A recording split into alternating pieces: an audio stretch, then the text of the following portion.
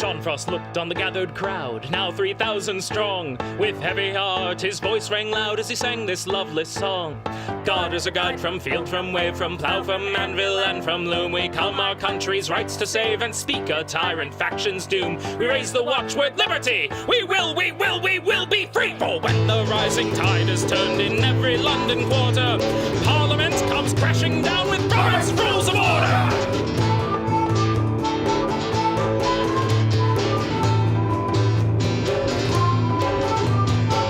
And bobbies took an oath to be our nation's warders, swearing that they would enforce Sir Robert's Rules of Order. Till Newport rose a million friends who rallied each supporter to join this flood of working men against Robert's Rules of Order. For when the rising tide is turned in every London quarter, Parliament comes crashing down with Robert's Rules of Order.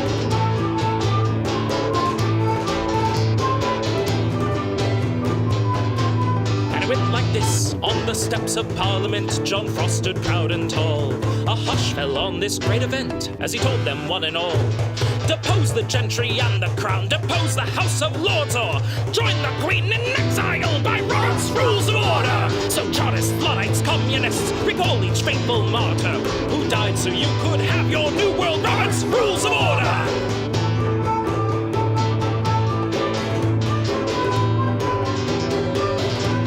Say it loud, vote your favor, shout it high. All in favor, you say aye. Favor, aye, favor. Aye. A mandate of the people's cry. Favor, aye, favor. Aye. Let's hear the opposition side. Like a stubborn donkey's bray. All opposed, you say nay. Opposed, opposed. The motion carries anyway.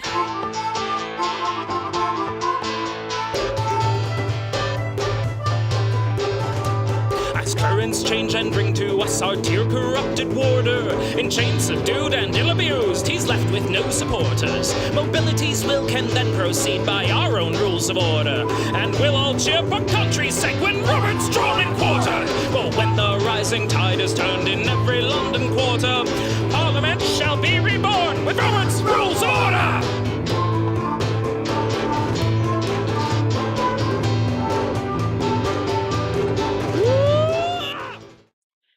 Hey! Caught you Hello. looking down. Okay. Yeah, I don't. It's been a bit, and it's going to be a tough show. I mean, Yeah. let's get this out in the open. You know, we joke and stuff, but today was a horrible day. This week was a horrible week. But oh my God. Yeah, that's the best way to describe it. Yeah, I've been on the brink of tears all day. It's So just like, been if I insane. just choke up in the middle of answering a question, that's why. I'm like, I'm not trying. I It was hate more when bewildered than anything else. I hate when these tragedies happen.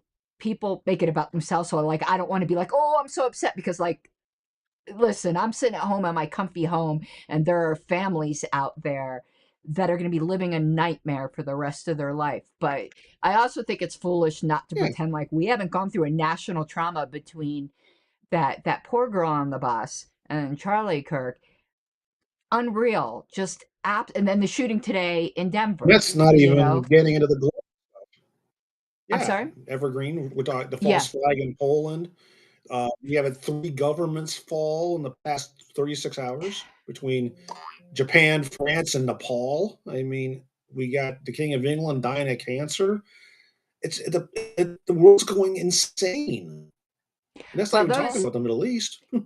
Well, I don't know, and if you haven't, please don't, because the images will never leave you. But I don't know if you watched the 2 videos you saw them. I've seen them both, unfortunately. Exactly. I wish I didn't. So just to get that out there, if we joke and stuff, it's not today as if we're not feeling it. We plan the show. It still needs to go on. I almost wrote you and canceled, and I'm like, no, I can't sit here and wallow in darkness. And there's one thing I want to say. You know, we have this show based upon the idea of discourse, Socratic method, discussion, free speech. If somebody out there, and somebody obviously decides that they're going to kill somebody over their speech, then fuck them. I'm sorry. That goes against everything that this country stands for and what it was built on. I'm sorry, but that's just wrong. Whether you agree with Charlie Kirk or not doesn't matter. The fact of the matter was he was willing to engage in debate and discussion, not violence. And he was met with violence. They killed him, and that's just plain freaking wrong. It's horrible. And okay, that's my statement. yeah, here, yeah, and you've seen all my tweets today where someone said, like, the Rubicon, they didn't word it this way, but it's the way I'm wording it. Basically, 9/11 was a Rubicon that we crossed, and the world isn't going to be the same. And they said they really feel in their gut that today was another one of those days. And unfortunately, I think they are right. Yeah. And there was something Susan Hogarth posted that was just, well, she reposted. So this gentleman, I don't know him, but David Berg, B-U-R-G, who said, stop normalizing violence. I think we could all agree with that. But this next sentence, the first step is to stop framing anybody who disagrees with you as an existential threat. That just nailed it so well. Yep. Okay. So what we're talking and about, I gotta give some credit where it's due real fast. I gotta give some credit where it's due for a moment. Both the LPCO and the LP's response to what happened were right on the money. Well, and multiple, like every They libertarian, both hit it well. Yeah, all party responses I've seen have been fantastic. I retweeted the national one. I don't follow LPCO, so I haven't seen it, but I can imagine they did well. Ohio had a really good response. I retweeted them. The Welsh Libertarian Party, had a real good one, and I've just been retweeting, what I can. I hadn't seen LPCO ones, but I would expect them to be spot on this. Whatever disagreements I might have with LPCO, they wouldn't behave inappropriate. They just wouldn't on this. Not like on something like this. Okay, so I wanted to tell you something funny first, and then we'll get started. So, are my froze up? Oh, I touched that damn side table again. You can hear me, right? You froze. I can hear you, but both of our videos are frozen. Okay, now we're working a little bit. There we go. Okay, sort of. It's this. You're not back moving yet. I am. Mike, can you hear me? Moving in my small picture down here. I hear you just fine. Okay, because you're really okay. Well, let's see how it goes, because you're kind of max headroom right now. Got some lag. It's this little side thing that pulls out my desk. Every time I touch it, for some reason, it freezes up stuff. I just need to stick that in and not use that anymore. It happens every time. It happened to us before. So your desk is a short. Yeah, of course. You know how it is. I don't know who said something very unhelpful. I think it was Elon Musk. And, somebody, of course, comes at me and is like, screw you, you liberal, or whatever. And I'm like, or Democrat, or so. I go, you think I'm a Democrat? I go, Google is your friend. And just curious on a browser that doesn't know me, so it'll give me search results I expect on this Windows machine on whatever the new Windows browser is. I did a search for myself. So it's funny. There's this general wiki that has an entry on me that it's by AI, you could tell. But it said I'm known for procedural orthodoxy. Hell no, I'm a heretic, listen. But apparently procedural orthodoxy. And what's funny, though... I don't know us very well, do they? And I see Richard's here. I'm becoming a bit more of a heretic. For a subject we'll talk about another time, it's still too probably fresh. It's LP related, and I don't want to get into fresh LP controversies. We'll talk about past ones that are long past. And it's not something you would know anything about. It's just don't really want to deal with that. So you want to introduce the subject? Because you're the one who... I had like... Did something fall from the ceiling? I had like ceiling... I don't know. That was weird. I had like insulation foam fall Where on the me. heck? Oh, there it is. Okay, so Your house is collapsing. if you want to introduce the topic. Okay, this is what you imaged over to me from the Parliamentary Magazine, right? Oh no, we were going to do what you originally sent months ago today. Oh, in that So case, I got the wrong one. Wait a minute. you're really, because that's what I put on the title card. So we Hang were, on. so I can introduce it and then Okay, I'll that let means I gotta go you take. find it. Yeah, and I Let me go re-forwarded find it it to then, because you. that gives. That's right. You said show after, not this one. Oh, jeez. Yes. Hang on. Your original email to me stated July 7th, and then we forwarded it back and forth in August. And I think you originally sent it to Pink Flame of Liberty. So I'll read your I have. I'm email. looking in my sent items. Yeah. And you have a link in the email to Wait a the minute. Robert's There. Rules Forum. I just found it. Okay, there we go. Okay. Oh, well, then you can introduce it. Well, let's let it load first. Okay. What the heck? That's got to be page 2 of the comments. Where's page 1? Well, let me introduce Because the because people topic are is supposed waiting. to be. Sure, Well, sure, sure. It's okay, supposed to be missing because rules, people are the, waiting and they don't. but the header, but the original, yeah, with the post. I have the entire post here. Oh, okay.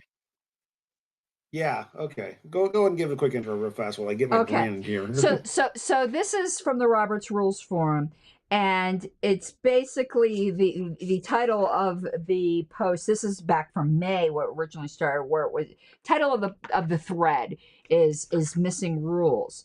And what you had Yeah, said as far as a show idea, you said in the comments it is implied in RONR 2:2:3 that standing rules are subordinate to RONR. I thought it was the opposite. We're going to discuss that. And then you put in parentheses, it appears so for convention rules, not for standing rules, not ordinary ones.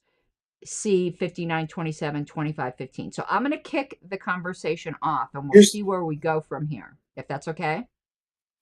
here's the funny part, Mike. Yeah, but my comments. Okay, maybe it's because I'm not signed in, but my comments aren't even showing up on this thread, which Well, is really weird. there's just a little bit, we're not relying solely on that. So I want to kick it off with your first Right, but comment here. yeah, go ahead. Okay. I just So can't seem you to said, follow along for some reason. well, I'm not, you'll be able to follow along with me because I'm not using the forum. I'm ad-libbing here. So Okay. if we don't have the forum thread, that's fine. Because I can read out whatever, we need.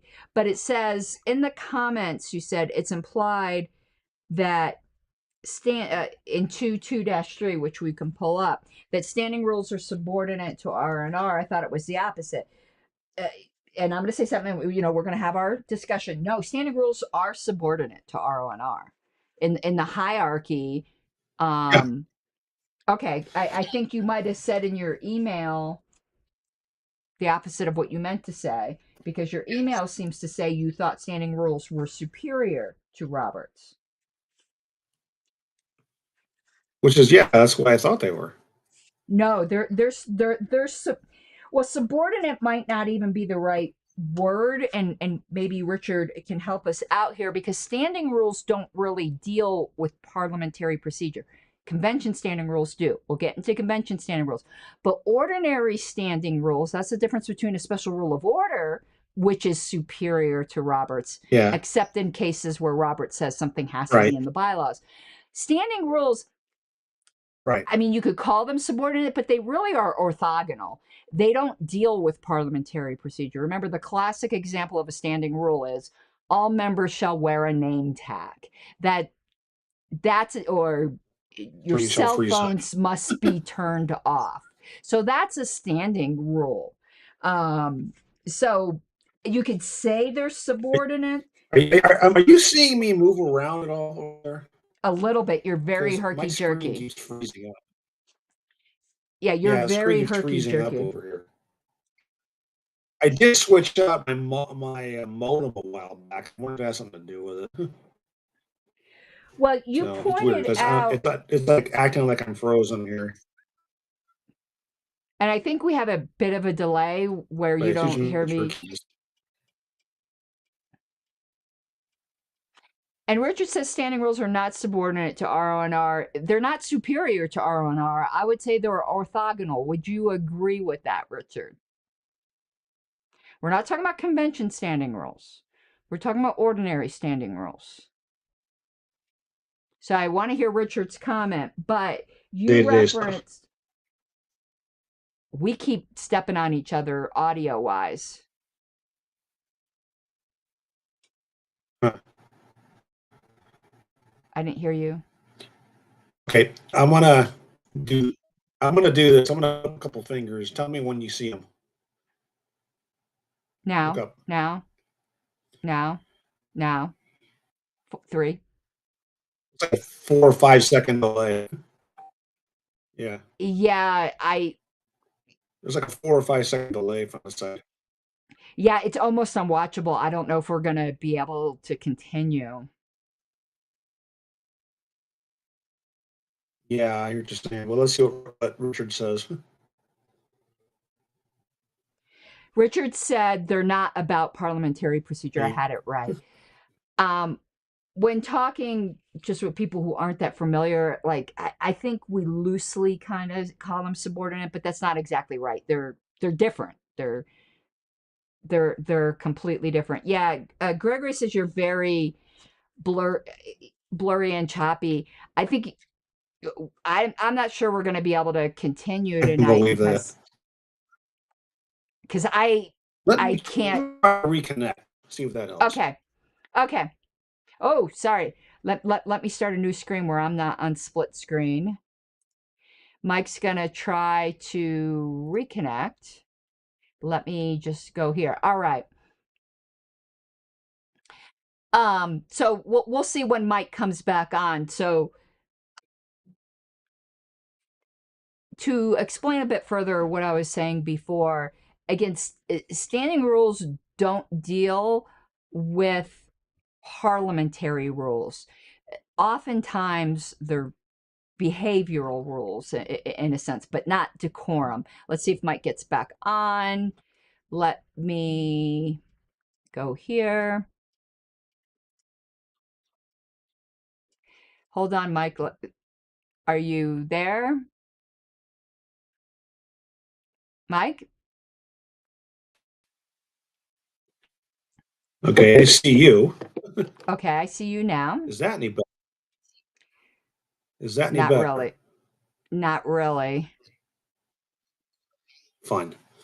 I figured it was worth a try. Yeah. Do you think it's your modem? It could be my modem. It could be a lag here. I'm not sure. So, yeah. This is what I suggest, because I don't think we're going to be able to do the stream, but people are here and they want to hear about standing rules and convention rules of order. What I suggest maybe is we interact in chat. And between this show and the next one, check out your modem, but also that new camera I sent you because people are making comments about the blurriness. Yeah, and I'll check on both of those. Yeah, because this is just not working right now.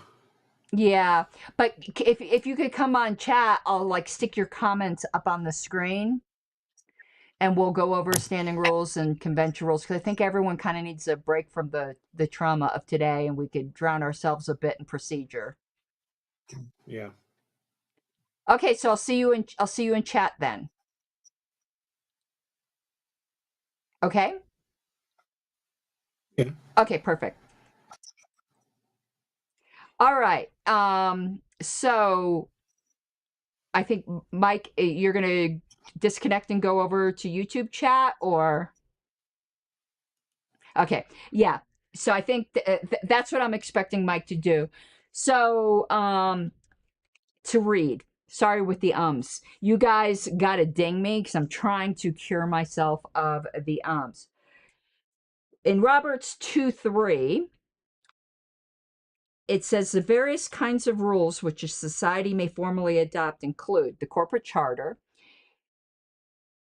And what's funny in the LP, a lot of people have a corporate charter and don't realize it. They don't even realize their affiliate party is incorporated. But let's put that aside for a second.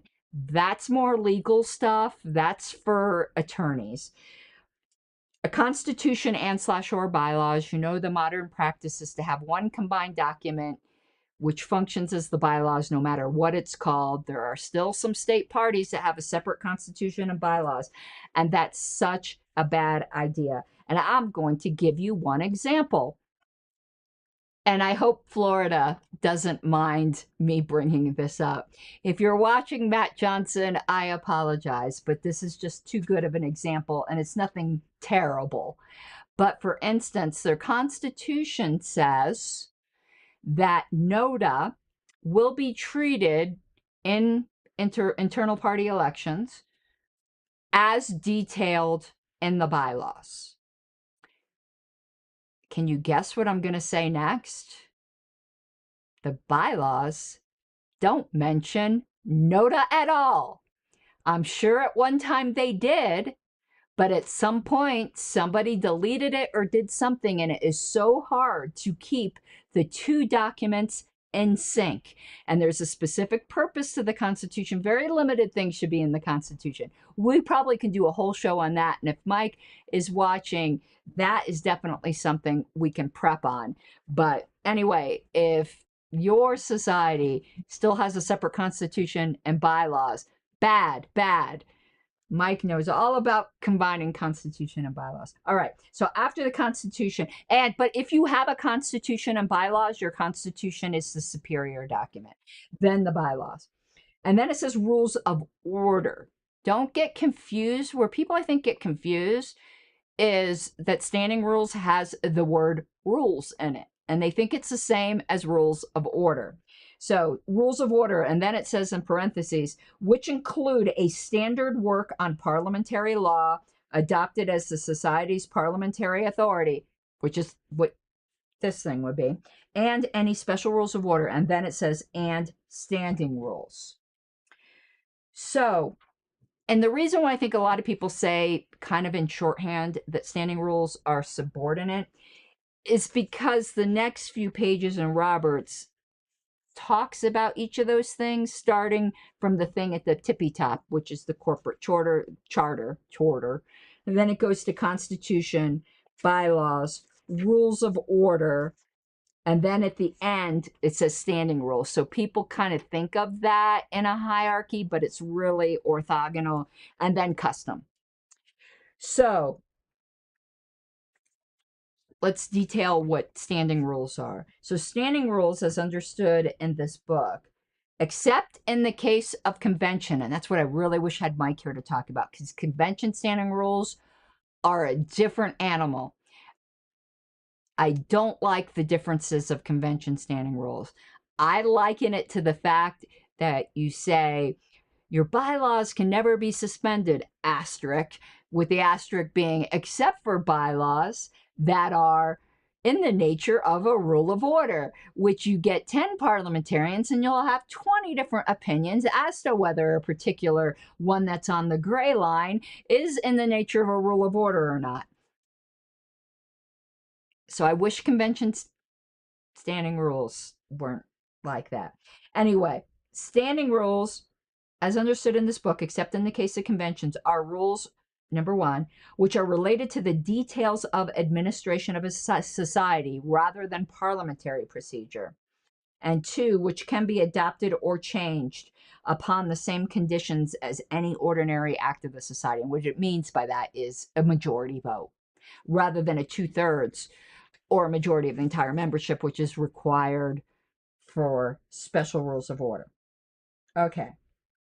I'm trying to, it gives some examples. I gave some name tag, cell phones must be off, but here's also one. An example might be the one setting the hour at which meetings are to begin, I'm not going to make a comment on that. That's really important in some recent controversy, but we'll just leave that alone. Or one relating to the maintenance of a guest register, a guest sign-in sheet or something like that. So I don't know if Mike has any comments on that. So standing rules are just a different creature. They're not superior or inferior. They're different. But as a kind of shorthand, while you will not be technically correct to think of them as inferior, I do think that is helpful to the person who's not a parliamentary nerd. That might be heresy. I find I'm turning a bit more into a Roberts heretic. I had a very interesting conversation with, and Mike will know this person, I'm not saying who it is on the show, but you would know them, Mike. And we had a really interesting back and forth about where we have some fundamental philosophical disagreements with Roberts. I know you guys think I'm a rules Nazi, but I've said this from the beginning, and Mike will know. To me, and I don't, maybe I'm flattering myself, but I don't think General Robert would necessarily disagree with me. To me, Roberts needs to have more principles of equity. And I don't mean equity in the politically charged negative way it's framed today. But like if you read the Roberts Forum, there are certain people who are such hard noses, and I'm not saying they're wrong. I'm just saying I disagree. And I disagree more personally and viscerally rather than would never speak ill of the people who really know what they're doing. But it basically lets the board just get away with murder. Like if the board publishes false information that members rely upon, like some people will go, well, too bad, so sad for the members. They should know all of their rules and their bylaws and this and that. I'm sorry. They should be able to rely upon published things by the leadership. As long, I mean, it's such a weird balance because you also can't have them relying upon it to the detriment of other people. It's a balancing act, and Roberts doesn't do that, and that sticks in my craw. But it doesn't do that. I've always been a heretic in that regard and have pounded the fact that there needs to be more principles of equity. And where I would say I think I could at least draw some support from General Robert. I can't remember. Richard will know the question number because it's an infamous question number in parliamentary law. Is it 103? Where the one it says, if it is like pretty much literally impossible to follow the letter of a certain bylaw, it is acceptable for the organization to follow the spirit of it to the best of its ability. It's an infamous question number. A lot of people cite it, but to me, I draw principles of equity from that. I'm a heretic. I'm telling you that right now. Anyway, so let's get to convention standing rules. And hello, Jean. Yeah, if you could go back to the beginning of the show where Mike and I talked about the madness. So convention standing rules. My God. The first problem is a lot of convention standing rules aren't standing rules at all. But it's perfectly appropriate to call them that because when you're dealing with a convention, all of a sudden, you could call special rules of order standing rules. I want to look at national because I think we call them standing rules there. I can't remember. It's been a while. Question and answer number 103, 107. I was close. I said 103. I'm looking at what national calls our convention. Alicia must have had the same kind of catch that I did. It's called bylaws, convention, special rules, not standing rules. That could also cause some confusion because some of them, I think, are actually standing rules, like the secretary shall project on the screen state by state vote totals. I think that's a standing rule and not a special rule of order. Gregory asked, and let me get off my screen here a minute. I'm sure we could come up with some Oh, that doesn't show up very well, so I'll read it. Sorry, I need to change the color. But what does impossible mean? I don't think parliamentary law actually uses the word impossible. I think that was kind of my flourish, but I'll tell you what I mean. If they adjourn until 12 a.m. instead of 12 p.m. because they don't know which is which, do they then have to meet at midnight since it's not impossible to do so? That's not the type of thing that General Robert was talking about. I don't remember the specific question that he was giving an answer to. Richard might be able to put that. I need to have a copy of parliamentary law down here. But I'm trying to think of an example, a good example. Like, say your bylaws for some reason said notice had to be posted on some social media platform that all of a sudden, on Parlor or whatever, and all of a sudden they got shut down. But you had all of your membership's emails and contact information. You can't post on a non-existent forum, but you can't have a meeting without notice. That it would be acceptable if you tried every means you had at your disposal to get notice out to the member. So say in this example that your bylaw said you had to post notice on something that all of a sudden went bankrupt and failed to exist. If you sent out a postcard mailing to everybody in your membership and an email to everyone you had an email address for, and also posted it on your website, I think question number 107 would say that you've cured to the best of your ability that your bylaws are not a suicide pact, is how I like to word it. So when I'm talking impossible, I'm talking literally impossible. So also, and this could be somewhat controversial, I actually don't want to go there, but I think an argument can be made, like if the government literally locked everyone in their houses, and not talking about COVID where you could go out a little bit, that's not, I'm talking about like you literally couldn't go out or you were going to get shot by the army or National Guard or whatever. But your bylaws didn't have a provision for electronic meetings, but your entire board knew when the meeting is. I think that would be another example, though I think my social media one was a little bit of a better one. Oh, it uses the word impracticable, which is a lower threshold than impossible. I tend to use it that way. And that's a great word, impracticable, because impracticable isn't the same as impractical. People need to learn the difference between that. This book, Roberts, uses that too, doesn't it, Richard? When it talks about an ambiguous bylaw, it says, it's up to the assembly to interpret, but the ambiguous bylaw should be amended as soon as is practicable. If I remember correctly, I think that's the exact wording. So let's go to convention rules. So National calls them special rules. If they wanted to be consistent with and I think the reason National does that is because they all can only be amended by a 2/3, even if you're only amending one that's actually a standing rule.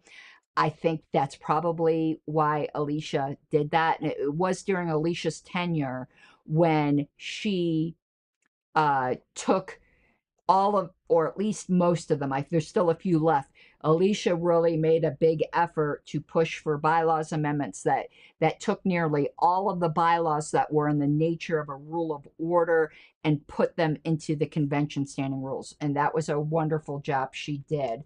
But there's another set of bylaws.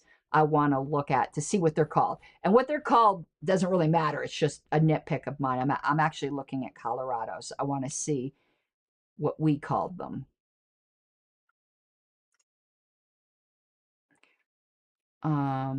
Maybe Mike will remember.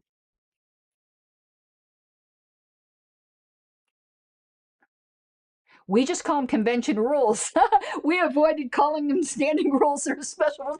Mike, do you remember? I think we did that on purpose. I'm remembering you and I having a conversation as to when this proposal got made to have permanent convention rules, that we were both irritated by the fact that special rules of order are mixed in with standing rules, and we just called them rules. If I remember correctly. Mike, let me know if that's your and just for people who can't see the chat because they're watching after the fact, Richard has clarified that question 107, and Robert says it's about a group that could not get a quorum at a meeting because of changed demographics, etc. The organization had grown and couldn't get a quorum, and General Robert said to do the best you can under the circumstances. I like that. And I'm glad Richard agreed with me too that there needed to be a bit more principles of equity in Roberts. Okay, so let's go to the convention standing rules. 59, 27 through 37. Okay, but I want to read what it says here. So standing rules and conventions differ from ordinary standing rules. Why does Roberts have to call the same? It's like the word adjournment and the word division. Why do you have to recycle words? There's a Pink Parliamentarian episode coming out about division of the assembly, by the way. So some assemblies, particularly legislative bodies, also apply the name standing rules to the rules of order. So do some libertarian parties. And Alicia, again, I'm going to give her credit. She avoided that quagmire in the National Policy Manual by calling it the Policy Manual rather than calling it the standing rules. Part of the problem is, though, she divided the two between standing rules and special rules of order, and as it got amended over the years, people just stuck things in sections where they thought they belonged without any regard to whether they were a standing rule or a special rule of order. And then there were some that were kind of a mixture, which Richard and I had a discussion about that, where there's one where it was a really gray area. It dealt with a vote threshold, so you could argue that it was a special rule of order, but the other part of it made it seem like a standing rule. So, whatever names an assembly may adopt to its various rules, the vote required to adopt, amend, or suspend a particular rule is determined by the nature of its content according to the definitions given above. So that's why, like it says, your combined document, you could even still call it the Constitution. If you only have one document, it's your bylaws. You could call it the Constitution. You could call it a peanut butter jelly sandwich. It's your bylaws, no matter what they're called. The name of something isn't as important as the it. What it is, what it says is what it is, no matter what you call it. Okay, so now let's go to convention. And of course, they confuse it by having a different definition for convention standing rules. Oh, frustrating. Yeah, and Mike is like, and I agree with him. I'm going to put this up on the screen. Terminology overload is another place where Roberts is written poorly. Yes. The average person gets so confused by the word adjourn because you think that means to end a meeting. I mean, and between meeting and session, that gets all complicated. Please don't come for me. I'm being very casual. But when they first encounter the concept of adjourn to, that completely baffles them, that the adjourned meeting is actually it's a continuation of the same session. Okay. All right. We're just not even going to go there, but yes. So, convention standing rules. I'm trying to find. Okay, here's what's interesting. So, if you're adopting convention rules, every convention, and you got a group of them, a lot of states do that. I really recommend that you do like national and you append to your bylaws some permanent convention rules so that you don't waste time with this. But anyway, so you're adopting your convention rules at the beginning of a convention. A group of proposed standing rules. Now remember, standing rules, by their nature, ordinary standing rules, only require a majority. But it says a group of proposed standing, and this is convention rules, requires a 2/3 vote for adoption whenever it includes any rule that would require a 2/3 vote for its adoption if voted on individually, meaning that recognizing that convention special rules are a hodgepodge of standing rules and special rules of order. Alicia cleared that up with making sure everything required a 2/3. But anyway. Therefore, under the usual procedure of voting on the standing rules as a package, a 2/3 vote will normally be required for their adoption, because when you got a group of things with differing vote thresholds, you can pass the whole group by the highest of all the differing vote thresholds. Because if they are to fulfill the needs of a convention, they nearly always include provisions that can be imposed only by a 2/3 vote. Something like that might be limitation of the length of time of speeches or your debate time. Roberts calls them speeches. I don't like that terminology, but that's what they're called in there.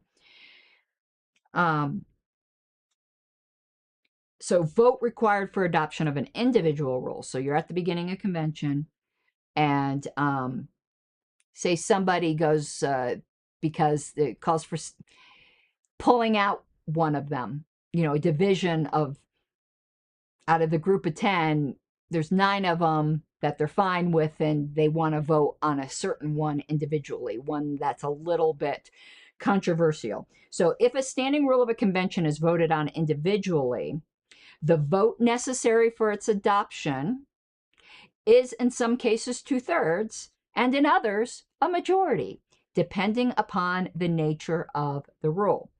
So, convention standing rules requiring a 2/3 vote for adoption, even individually, are in principle distinguished by the same characteristics as provisions which in an ordinary assembly would need a 2/3 vote to be placed in effect for the duration of a meeting or session, or would require adoption of a special rule to continue in force from session to session. An example would be, it's what I just said, limiting the time allowed for debate. And here they're going to introduce another term to you. Rules in this class are described as parliamentary standing rules. Lord, have mercy on my soul. The distinction between special rules of order and standing rules is supposed to be that special rules of order are parliamentary rules, and standing rules of order deal with administrative details. But here they call something parliamentary standing rules. That's like calling something a married bachelor, as far as I'm concerned. I mean, they're not exactly opposite, but geez Louise, why do you have to be this confusing? And yeah, Mike's like, that's what we did with national, pretty much, just make them a 2/3 and to hell with it. But we do have permanent rules, so that's not exactly correct. But anyway, a standing rule is individually adoptable by a majority vote in a convention if it does not fall into class 1 above, like we just discussed, and consequently, or that's right, yeah, could be adopted in a local assembly as an ordinary standing rule. And here's kind of the same examples I gave earlier. Examples of such convention rules would be those relating to the wearing of badges or to the format of written reports or resolutions which shall be submitted. Okay. Here's where things get confusing.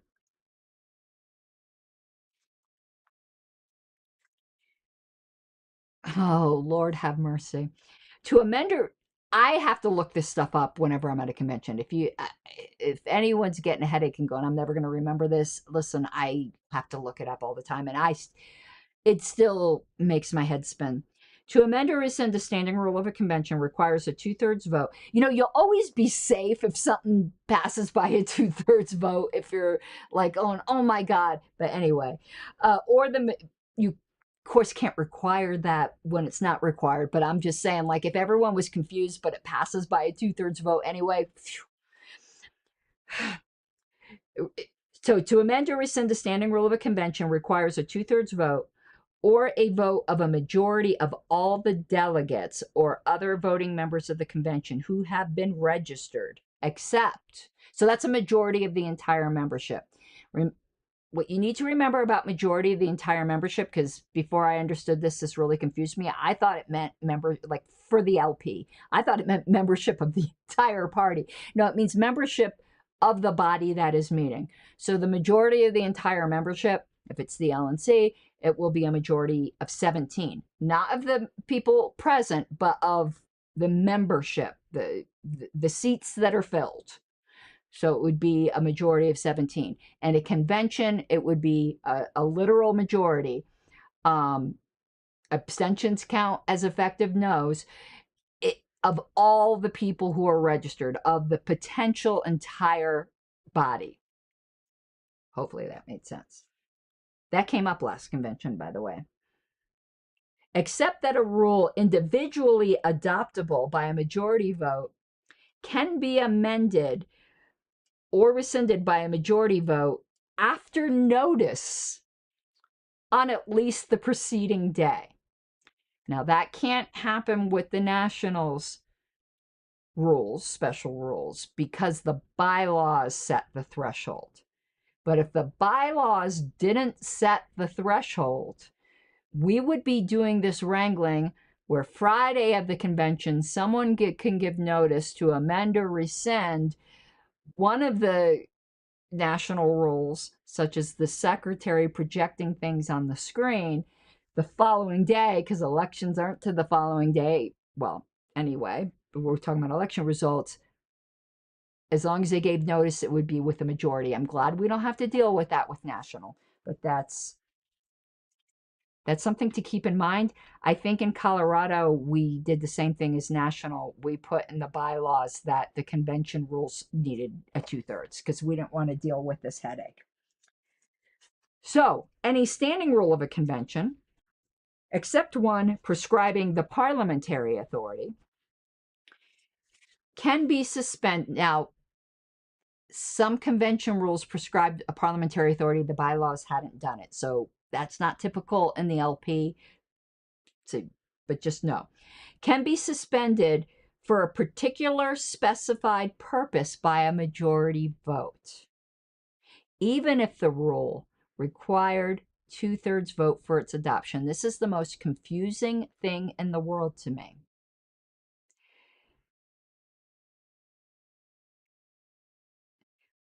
So, in theory,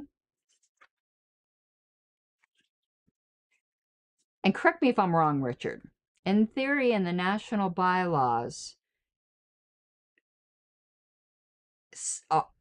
our convention rules, not suspending it for the entire convention, but for a particular specified purpose, can be suspended by a majority vote.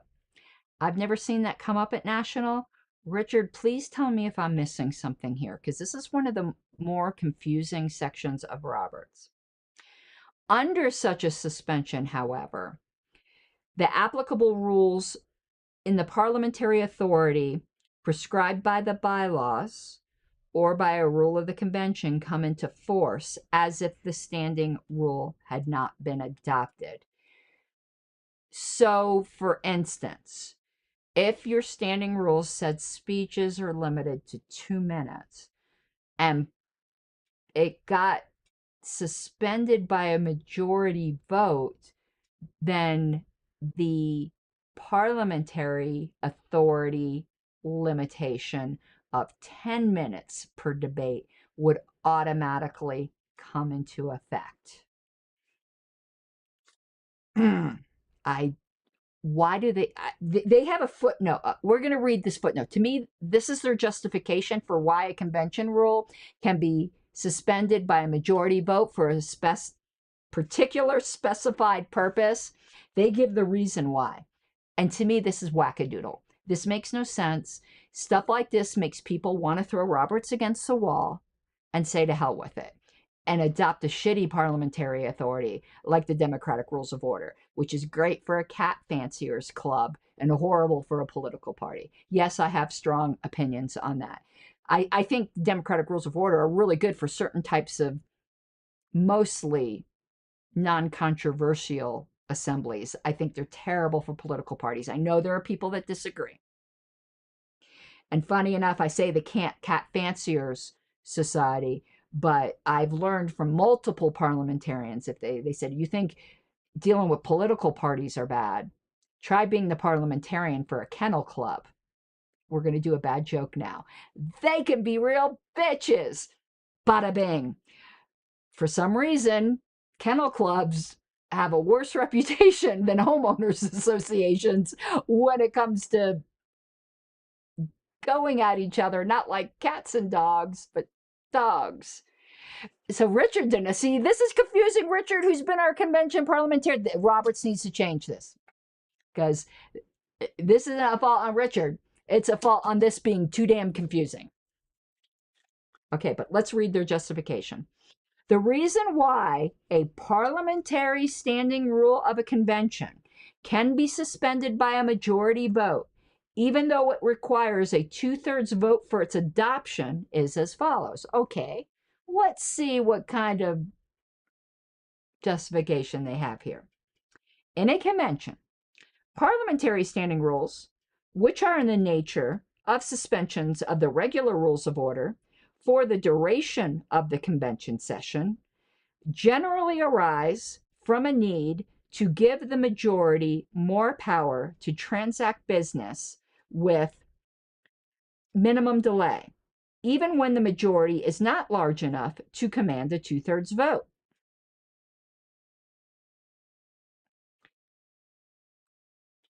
But parliamentary rules of order, when they're adopted, they're there to protect at least a majority of 1/3. Oh!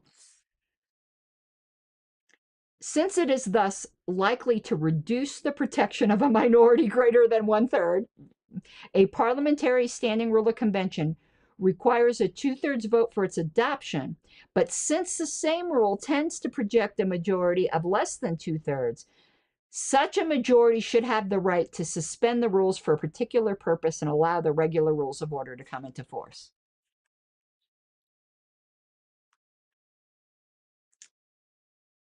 To the extent that that made any sense at all, I disagree.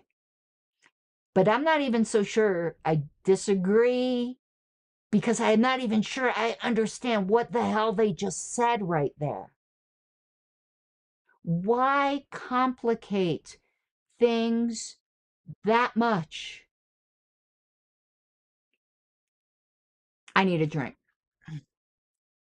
Looks like I picked the wrong week to stop sniffing glue.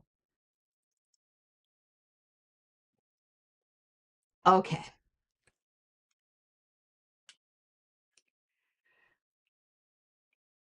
So Richard talks about the kennel clubs. Yep.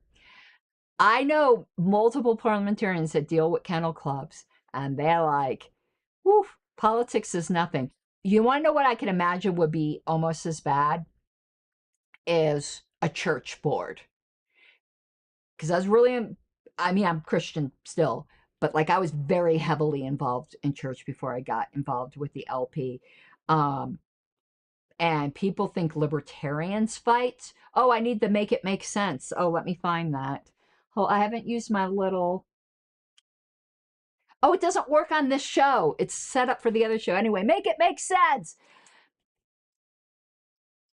Christians fight amongst each other way more than libertarians do. If you think libertarian infighting is bad, sweet baby, Jesus in a cradle or in a manger. No. Now, Christians will do it more politely. They'll do it in a bless your heart kind of way. But still. Anyway. Okay, so to suspend a convention standing rule and also the underlying general parliamentary rule that would be in here, applying to the same situation, would require a 2/3 vote. Just as to suspend the general rule when no standing rule is involved, it should just be a 2/3 vote. Mother Mary of God. Mother Mary of God, Mary Mother of God. Oh my God, it's got me so whacked that. Anyway. But no standing rule of a convention can be suspended for the remainder of the session, and no standing rule which has a single application can be suspended, since this would be equivalent to rescinding the rule, and the case would have to be treated accordingly. I don't think it would be equivalent to rescinding the rules when you have permanent convention rules, because it would still be in effect for the next convention. I don't agree with that either, but it is what it is. Yeah, that's my question too, Richard, and I would really love to know the answer to this. This has never come up at a convention. Now that I've said this, and you know the hostilities in the party right now, it's reflect the general culture. There's probably somebody who's going to want to do something that's going to bring this up next convention and try to suspend something by a majority vote. So I'm going to put this on the screen because it would be great to have this researched fully now. So Richard says, I'm not so sure that the LP convention rules can be suspended by a majority vote, though, since they are actually permanent rules. Under this, I think they can. If it's for, particular specified purpose, whatever the heck that means. Because that, too, I could interpret in several ways. So, let me give you an example. Now that we got through this, and, Mike, I hope you jump in with some. How particular and how specified? For instance, I'm trying to think. I'm trying to think of one in the LP once. This might not be a great example, but you'll get where I'm going. Where it says in each round, the bottom vote getter gets dropped, and you have another round. Can you, and it's for the, let's just say it's for the election of chair. And we're on the second round. And it looks like this puppy's going to be a 5-rounder. Specify particular purpose. You're on round 2. And you move to suspend the rules in order to drop the 2 lowest candidates. Say you got like 50 people running for chair. Can you only suspend that, if you can, by a majority vote? Just saying, trying to use this for the next round.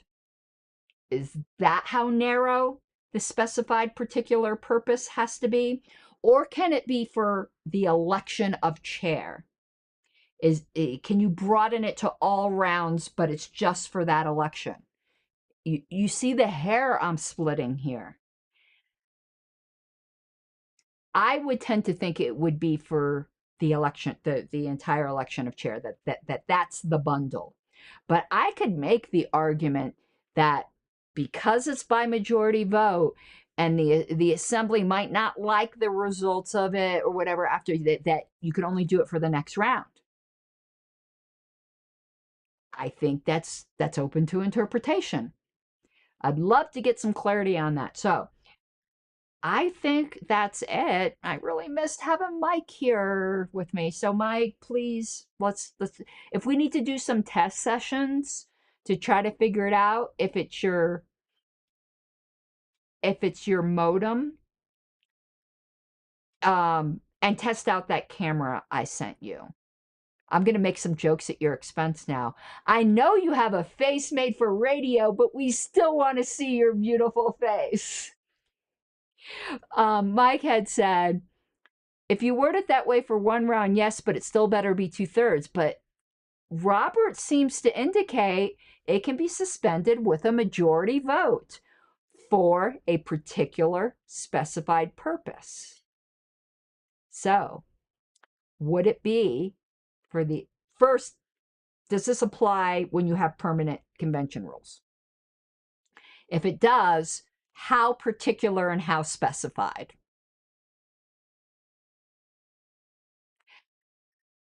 I'm sorry if I just opened a can of worms for the next convention, but I've been thinking about this for a while because there's also the issue, which I would love to hear on a different show, Richard's further thoughts on. I'm trying to remove Mike's comment from here. Oh, here it is. I almost hit banned by accident, Mike. I'm sorry. um,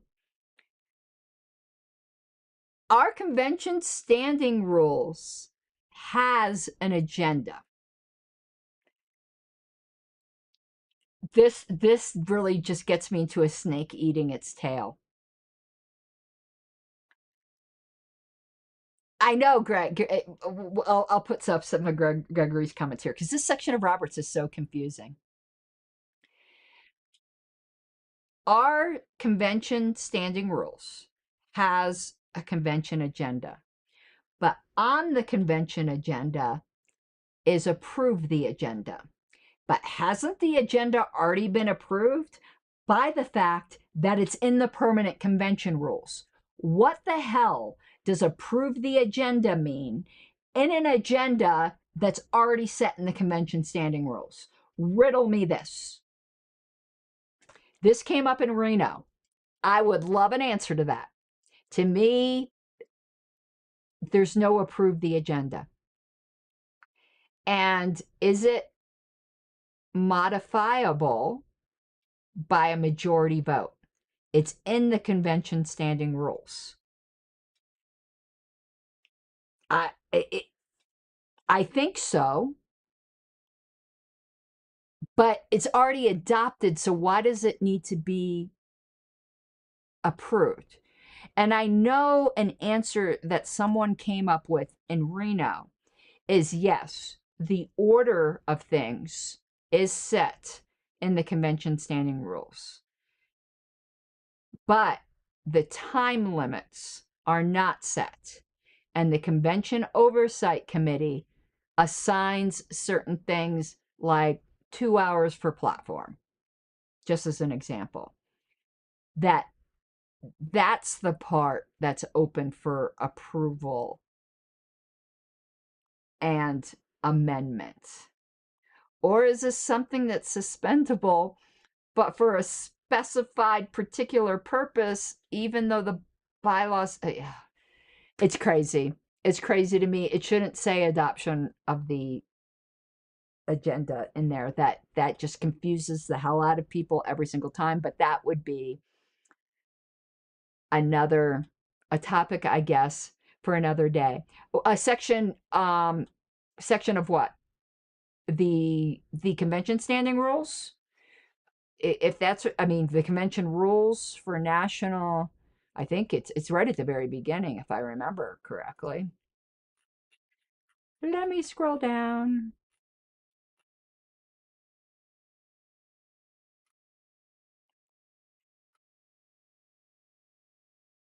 Greg, that's a whole other problem we have with our bylaws. I'm not opening that can of worms. There is a Mike knows what it is. There's a problem with the bylaws with that.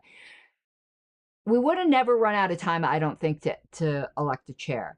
but we have run out of time before to properly elect at-larges. But say you elect your officers and then something happens and we run out of time, the convention adjourns, whatever it might be, then the 4 officers would elect the remainder of the LNC that's not regionals. Order of business is Convention Rule 1. So it goes call to order, Credentials Committee report, adoption of the agenda. Is that different than order of business? I mean, that's a whole other can of worms that I would love to get into. Okay, that is it for this evening. I really appreciate all of you guys being here. I'm so sorry, Mike, that we couldn't do this together. Lucy also says so down here.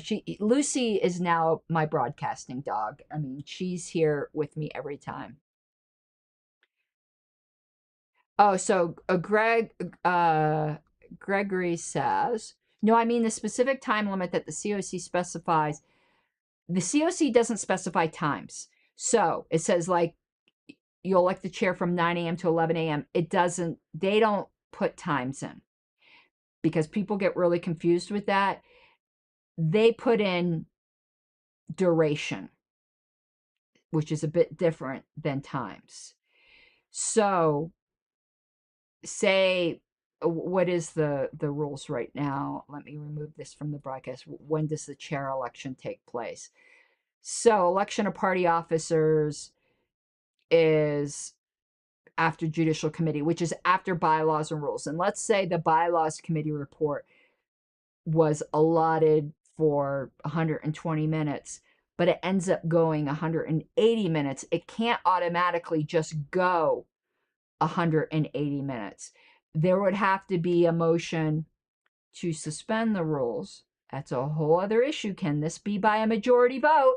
But let's just say it's a 2/3 vote and extend time. Well, actually, yeah, to extend time. And what threshold? We've always said 2/3, and I'm just going to go what 2/3. And so the chair election automatically then gets pushed out by 60 minutes. So then it comes time to elect the party officers. It doesn't just say chair, it says party officers. So they'll usually assign a block of time for officers. So a chair election's never going to take that all up. So I don't think the chair example is one that's even feasible because they're going to assign like 6 hours, say, for election of party officers. So the first one's going to be a chair. You're going to elect a chair. You do, though, get in danger if you have very contested races in each of the officers. Well, it says election of party officers and at large. You could easily run out of time once you start getting into at large. And if you run out of time for that and time isn't extended, and they move on to something else, then the LNC elects the at-large members. That's what happens. But I don't think it's ever feasible that we're not going to elect a chair. But again, there is a flaw in our bylaws with that I am just not discussing. I am not opening up that can of worms. The bylaws committee from last time is fully aware of it. And when we do run out of time, it has been for at-large and JC. However, the JC elections, at least in the convention rules, have been moved up to before officers. This will be the first year, I think, though, that will allegedly do that. In Reno, the agenda got moved all around, and JC was put towards the end. But allegedly, at this convention, JC will be elected right after bylaws. We'll see if that sticks. Okay. That is going to be it. I'm sorry, Greg, that I can't answer all the speculations. It would be the same thing that I said. There's so many what ifs. The convention delegates just need to move things around or extend time, or we the LNC chooses when it comes to officers. If you don't get to elect candidates, I think we don't, presidential and vice presidential. I haven't looked at the bylaws in a while, so I don't want to speak definitively on that. I think we don't have candidates because I don't, there's a question there. I don't think the LNC, Richard might know. Now I want to look at that because I know that came up. The LNC can fill a vacancy in the nominees if they die or are otherwise disqualified or their nomination is revoked. I don't think our bylaws are clear if the LNC can pick a nominee if the convention just doesn't. I don't think they can. I'm looking at the bylaws right now, but my eyes are so bad. I'm trying to make them bigger. That's what she said. Let's see here. In the event of the death, resignation, disqualification, or suspension of the nomination of the party's nominee for president, the vice presidential nominee shall become the presidential nominee. 2/3 of the entire membership of the National Committee may, at a meeting, fill a vice presidential vacancy, and if necessary, a simultaneous presidential vacancy. That is the sentence that people have fought over. If NOTA wins, there's an explicit provision, there's no candidate. But the situation that was brought up in comments is, what if the convention runs out of time and just doesn't do it? They don't pick NOTA. They just don't do it. I do not believe, I think in that case, we also do not have a candidate, just like with NOTA. Not because it's the equivalent of NOTA, but because the bylaws don't give the LNC the authority to nominate to do an initial nomination, if that makes sense. But I know some people disagree with me on this, but that sentence of 2/3 of the entire membership of the National Committee may, at a meeting, fill a vice presidential vacancy, and if necessary, a simultaneous president vacancy, that is not in isolation. It's in one paragraph that talks about the death, resignation, disqualification, or suspension. It's not like a vacancy committee where the convention just failed to nominate anybody. That's my interpretation of it. I know people have argued with it, but I do think my interpretation is correct. But just to let you guys know, I know people have argued about that in the past. What RONR rule says convention rules can be suspended by a majority vote. See, Richard's as fascinated by this as I am. It is 5937, and then it gives the rationale in footnote number 3 to 5937. All right, guys, we might pick this up in our next episode because now I got Richard on the trail. And if you bring it up in the forum, I'm not going to see it. You could just let me know what the forum says because I'm not spending any time on blogs and forums and things like that lately. I'm just on Twitter, and I'm much happier. Well, I'm not going to say Twitter makes me happy because of the ghastly news of this past week, but narrowing down the electronic world, my sweet summer children, try it. Deleting Facebook was one of the best things I ever did. And it's not because Facebook or Twitter is better. It's just pick one. Pick one. It's too much input. All right. I hope you all have an awesome night. And again, sorry Mike couldn't be here for all of it. And not sure what my next show is going to be. I know I have something planned for Pink Flame of Liberty. I mean, a Pink Parliamentarian episode is on my editing upstairs. It'll probably be out to patrons tonight or tomorrow, and then a week later out to everybody else. But hold on, I had some screenshots that I'm planning one of my shows, I think. Hold on. This is how I know what I'm going to do for a show. I'm listening to something on YouTube and I'll screenshot it. For some reason, there was something, and it was only about 7 minutes in, to Ben Shapiro reacts to woke TikToks, dumb socialist edition. Apparently, he had something I wanted to comment on because that's saved on my phone to download that show. I don't remember what it is. I want to see if I have any others saved. No. Oh, MAGA pastors can't get enough of Trump's brand of Christianity. Apparently, there's something in that show I want to comment on. So now you know my show prep planning. It's very loosey-goosey. Richard, that was 2016. I think 2 at large.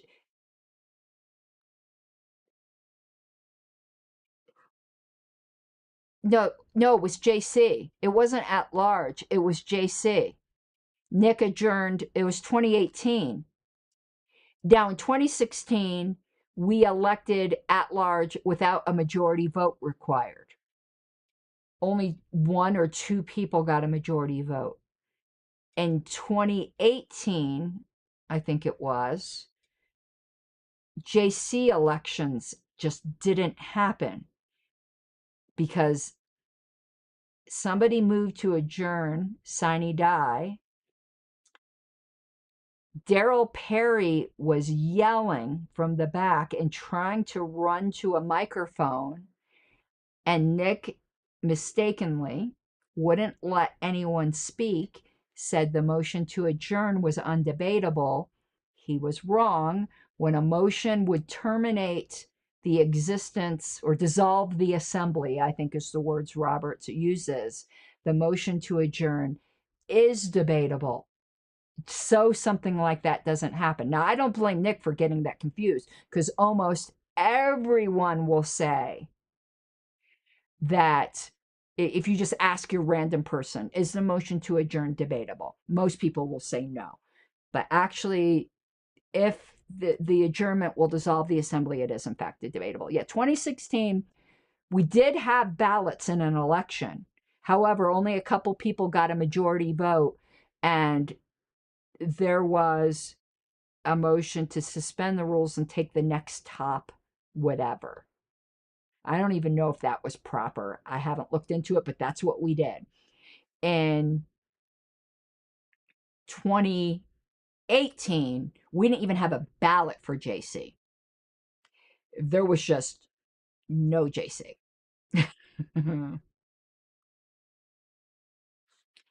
All right, that's it. You guys know what's coming up on Pink Parliamentarian, and get going. And again, if you're the praying type, please pray for Irina's family and for Charlie Kirk's family. And for the families we don't know the names of. For the people, there was no deaths as far as I know. The Evergreen High School shooting just outside of Denver. All right, y'all. Hopefully Mike will be with me next time. Good night. Viva! Let's hear the opposition side. Like a stubborn donkey's bray. All opposed? You say nay. Opposed! Opposed! The motion carries anyway.